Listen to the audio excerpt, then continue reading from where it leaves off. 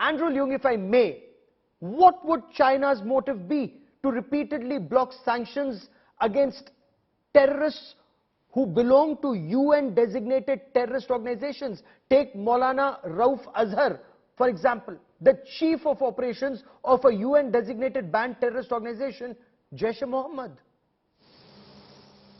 Well, you're talking about the actions by countries in the United Nations. Now, all countries act in their best national interest.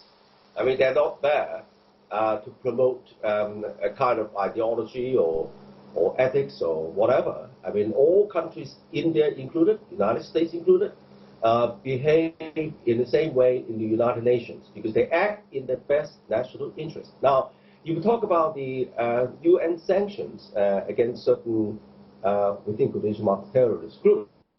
In 2019, China did not, block the sanctions at the time because China-India relations were much, much better. And of course, China's relations with Pakistan has always been very robust. But at the moment, I think that Indian-China relations are not in the best of times. And of course, China-Pakistan relations remain strong as ever. So basically what you're saying is terror does not matter, lives lost does not matter, China only looks at its selfish self-interest. Well, you're saying that in as many words, human lives don't matter to China. Sushant Sareen, it can't just be a lollipop. It can't just be a lollipop for Pakistan. Maximum number of terrorists and terror entities on this 1267 sanctions list are in and from Pakistan. What's China's motive in the case of Rauf Azhar? Let's for a moment stay on this individual. We'll take up other names subsequently.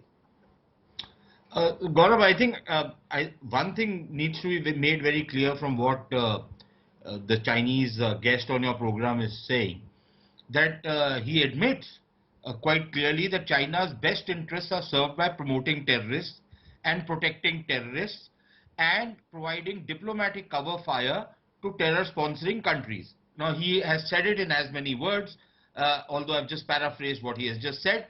That is what serves China's national interest, which tells you that China is basically a terror-sponsoring and terror-supporting country. Now, what is their interest which is served? Anything which destabilizes India, all the murder and mayhem that these terrorists carry out in India serves China's interests. And this is not the first time the Chinese have done it. They have done it right after the Mumbai attacks in 2008. For the longest, for about at least 3 or 4 years, yes, they continued to put a technical hold on Hafiz Saeed. Finally, they were forced into proscribing him.